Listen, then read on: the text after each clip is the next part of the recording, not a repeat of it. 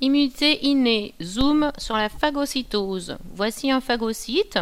C'est une cellule qui possède des prolongements cytoplasmiques appelés pseudopodes, à l'intérieur de laquelle on observe un noyau et puis des vésicules contenant des enzymes, qu'on appelle aussi lysosomes. Et enfin, sur cette cellule, j'ai mis un CMH, complexe majeur d'histocompatibilité, véritable carte d'identité de la cellule. Et puis autour de cette cellule, nous avons donc des bactéries qui ont différents déterminants antigéniques ou différents antigènes sur leur membrane. Que va-t-il se passer lors de la phagocytose? La première étape, c'est une étape de reconnaissance et d'adhésion des bactéries sur la membrane du phagocyte grâce à des récepteurs qu'on appelle PRR.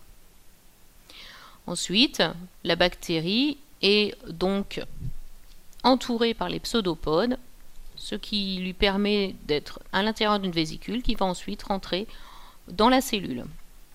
Les vésicules contenant les enzymes vont se rapprocher de cette vésicule qu'on appelle le phagosome et vont libérer leurs produits à l'intérieur de cette vésicule.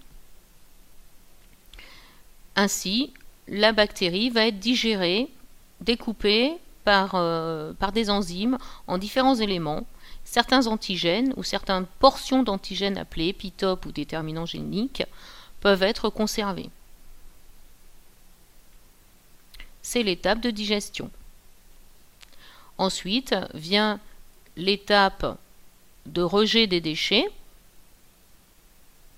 Au cours de cette étape de rejet des déchets, certains épitopes ou certains déterminants géniques peuvent modifier le CMH. Donc ici, nous avons un CMH modifié qui comporte des antigènes de l'élément étranger.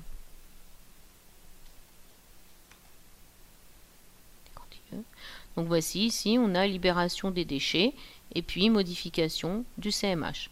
Cette modification du CMH est très importante puisque c'est elle qui va permettre le déclenchement de l'immunité adaptative qui, elle, est spécifique du microbe qui a contaminé les tissus.